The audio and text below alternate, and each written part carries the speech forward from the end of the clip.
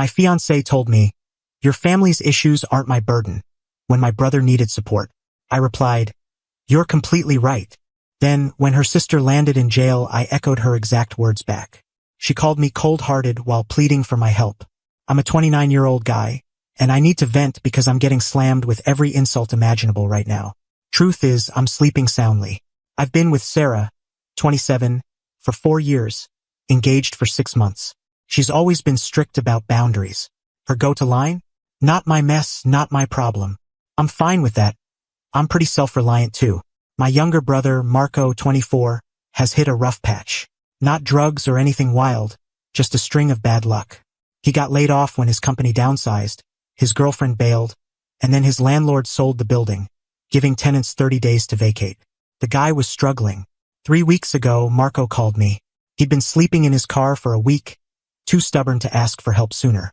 He asked if he could crash at our place for a month to get back on track. He had 2 job interviews lined up. I talked to Sarah that evening, laid out Marco's situation, and said he just needed our couch temporarily. Her response? "Your family's troubles aren't my concern, Ethan. We've talked about this. I don't do family rescues.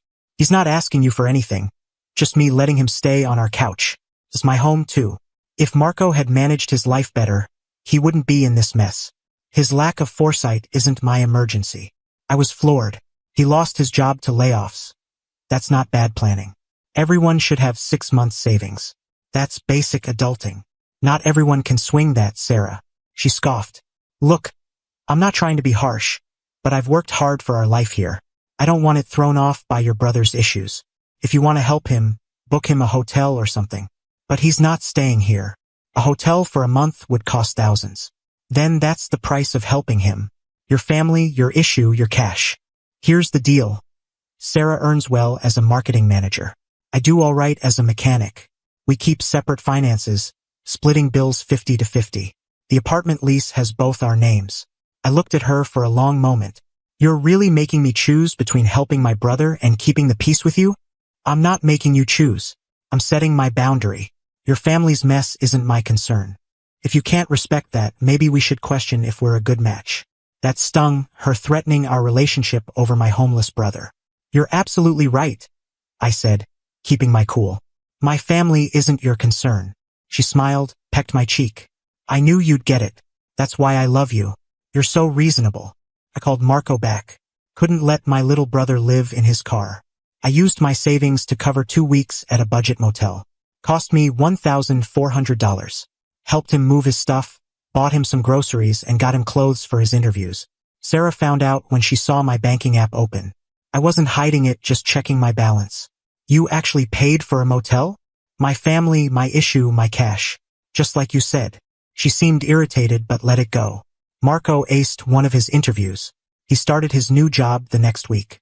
Now he's staying with a coworker, paying rent, doing fine. But here's where things get juicy. Last Tuesday, 2 a.m., Sarah's phone starts blowing up. Her sister, Lisa, 31, calling repeatedly. Sarah finally picks up. I hear Lisa crying through the phone. She's been arrested. DUI? But not just a DUI. She crashed into a parked car and tried to flee. A witness called the cops. Sarah's freaking out, getting dressed, saying we need to go bail her out. "We?" I asked, still in bed. "Yes, we. Get up. She needs us." "Your family's trouble isn't my concern, Sarah." She stopped dead, staring at me like I'd sprouted horns. "Are you for real right now?" "Completely. Her bad choices aren't my emergency. She's in jail. And Marco was homeless. You told me to handle it alone. I'm just honoring your boundaries. This is different." "How?" "She made a mistake. Marco lost his job to layoffs. Lisa chose to drive drunk. If anyone's to blame for their situation, it's her." Sarah stood there, speechless, then started shouting. "You're being spiteful right now. My sister's in jail." "I'm not being spiteful. I'm being fair. Your family, your issue, your money. Bail bonds accept credit cards." She called me every name under the sun and stormed out. She came back at 8 a.m. drained. Lisa's bail was $15,000. Sarah paid $1,500 to the bondsman. But there's more. Update 1. You wanted an update, so here it is. The entitlements on another level. After the bail drama, Sarah gave me the cold shoulder for 3 days. Then Lisa's court date got set, and the reality sank in. She needs a lawyer. A DUI with property damage and fleeing? That's serious. Thursday night, Sarah came to me. All sweet, made my favorite meal, poured some wine. Babe, we need to talk about Lisa's situation. Your family, your problem. Remember. Her expression hardened. Ethan, this is serious. She could go to prison. Then she needs a lawyer. Lawyers cost at least $10,000 for this. She doesn't have that. Sounds like her issue. Sarah slammed her glass down.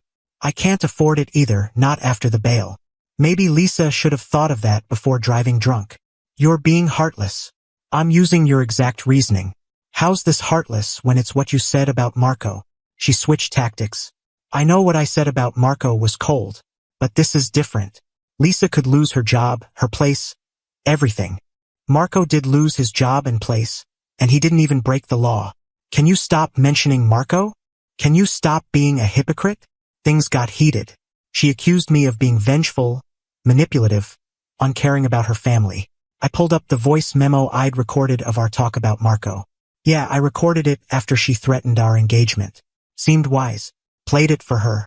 Her own voice. Your family's trouble isn't my concern. She tried to snatch my phone to delete it. I stopped her. That's out of context. It's the same situation, except your sister committed a crime. Sarah's parents, Miguel and Elena, called me the next day. They've always treated me like family. Miguel, Ethan, we heard you're refusing to help with Lisa's situation. I'm following Sarah's boundary. Family issues stay with that family. Elena, but you're engaged. You're practically family. Sarah made it clear when Marco was homeless that family problems are individual responsibilities. I'm respecting that. Miguel went quiet. She refused to help Marco? She didn't tell you? Marco was living in his car. Sarah said it wasn't her issue and threatened to rethink our engagement if I let him stay with us. Silence. We didn't know. Ask her about it. They hung up. An hour later, Sarah came home livid. You told my parents about Marco? They asked why I wouldn't help. I explained I was following your rules. You're trying to turn them against me. I told the truth. If that makes you look bad, that's on you. Saturday, Lisa showed up at our place. She looked rough, sleepless, stressed, overeating. Ethan, please. I know Sarah was wrong about Marco, but I'm desperate. I could lose everything. You should have thought of that before driving drunk. I made one mistake. A mistake that could have killed someone. Marco's mistake was working for a company that downsized. You're ruining my life over a grudge? I'm not ruining anything. You did that when you drove drunk. This isn't a grudge. It's fairness. She started crying. Sarah came out, comforting her, shooting me daggers. Ethan, you're heartless. No, I'm exactly as heartless as you were 3 weeks ago. Same vibe, different person. Lisa left. Sarah packed a bag. Said she was staying with her parents to figure things out. Take your time, I said. But rent's due in a week. Your half is $1,100. She slammed the door so hard the walls rattled. Sarah came back after 4 days at her parents'. Turns out they weren't as supportive as she'd hoped after hearing about Marco. But the real drama kicked off when Lisa's case progressed. Her public defender urged her to plead guilty for a lighter sentence. Lisa panicked, insisting on a private attorney. She started a family group chat. I'm still in it somehow, begging for contributions. The family split. Some said everyone should chip in, others said Lisa made her own mess. Sarah's cousin Diego dropped a bomb. Didn't Sarah refuse to help Ethan's homeless brother? Why should we help Lisa? The truth was out. Apparently, Miguel and Elena spilled the tea at a family dinner. Sarah was getting dragged in the chat. Sarah's aunt. So family only matters when it's yours? Her brother Javier. Marco was homeless, and you said it wasn't your problem? That's harsh. Sarah tried to spin it. That was different. We have boundaries. Diego. Boundaries for his family but not yours? That's not boundaries, that's selfishness. Then Lisa, desperate, did something dumb. She posted online, asking for donations for her legal fees, painting herself as a victim. Someone, not me, I promise, commented with the police report details. DUI, property damage, fleeing the scene. The post blew up in her face. Her employer saw it.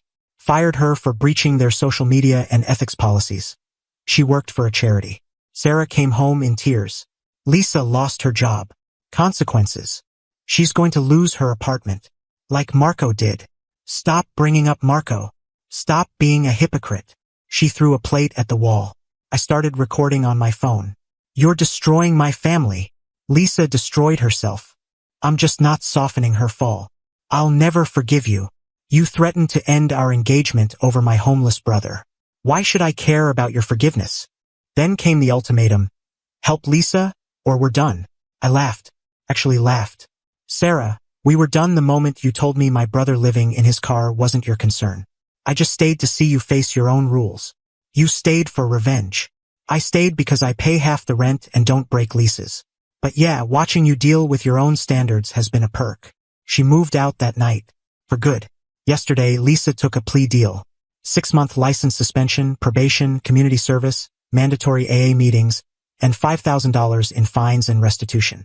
No prison time. Lucky her. But with no job and a DUI on her record. She's moving in with Miguel and Elena. Sarah's staying there too now. I kept the apartment. Marco moved in as my roommate after Sarah left. His new job's going great. He pays half the rent, keeps the place spotless, and doesn't tell me family doesn't matter. Sarah texted me this morning. You ruined everything for petty revenge. I replied, no, I followed your boundary. Your family's trouble isn't my concern. Remember? I hate you. Your feelings aren't my concern either. Blocked her after that. Final update. Wasn't planning to update again, but the ending's too good. Sarah tried to save face. Not with me, that bridge is burned, but with her reputation. She started telling people I was controlling, toxic, that I orchestrated the whole situation. Her mistake? Forgetting about the recording. When her friend Chloe texted me, calling me garbage for abandoning Sarah, I sent her the audio. Sarah's own words. Your family's trouble isn't my concern. Chloe went silent. Then, oh, she left that part out. Word spread. Sarah's friend group fractured. Half thought she got what was coming. Half stood by her. That half shrank when they heard the full story, that she threatened our engagement over my homeless brother but demanded I help her drunk driving sister. The apartment lease was up for renewal. I thought about staying, but Marco and I decided to level up. Found a great 2-bedroom closer to his job. He's already been promoted. The kid's killing it. On moving day, Sarah showed up. Still had her key. The lease wasn't done yet. I want to talk. About what? Us. We can fix this. There's no us. Ethan. I know I messed up with Marco, but you were so cruel about Lisa. I treated Lisa exactly how you taught me to treat family in need. If that was cruel, what does that make you? She started crying. I loved you. You loved having me. There's a difference. Someone who loves you doesn't threaten to leave when your brother's homeless. I was protecting our home. And I was protecting my principles. Turns out mine are higher than yours. She left her key and walked out. Last week, Miguel called. He apologized for the whole ordeal. Said I was right to hold my ground. Mentioned Lisa living with them is tough. She's entitled. Doesn't pitch in. Complains nonstop about her unfair situation. She keeps saying if you'd helped, this wouldn't have happened. He said, exhausted. If she hadn't driven drunk, this wouldn't have happened. We know. Sarah defends her, though. They're perfect for each other then. He gave a tired laugh. We liked you, Ethan. Wish it had gone differently. It could have.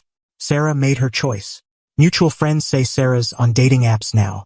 Her bio says she wants someone family-focused with strong morals. I laughed so hard I nearly choked. Marco and I are thriving. He's dating someone great, saving money, doing well. We have dinner together most Sundays. Just brothers catching up. Last week, he thanked me for having his back when no one else did. Always, I told him. That's what family does. Sarah never got that. No, she thought family only mattered when it was hers. Her loss, man. Yeah, it really was.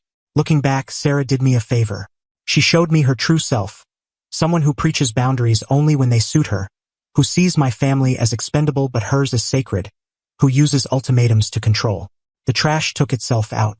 Marco asked if I regret how it went down. My only regret? Not seeing Sarah's real character sooner. Could have saved myself a ring. But watching her face her own rules, seeing her parents realize who she is, worth every cent of that ring I'll never get back. Lisa's still dealing with her DUI fallout. Sarah's still single. Marco just got another promotion. And me? I'm good. When you stick to your values and protect the people who matter, life sorts itself out. My family's issues weren't Sarah's problem. Turns out, her family's issues aren't mine either. Funny how that works.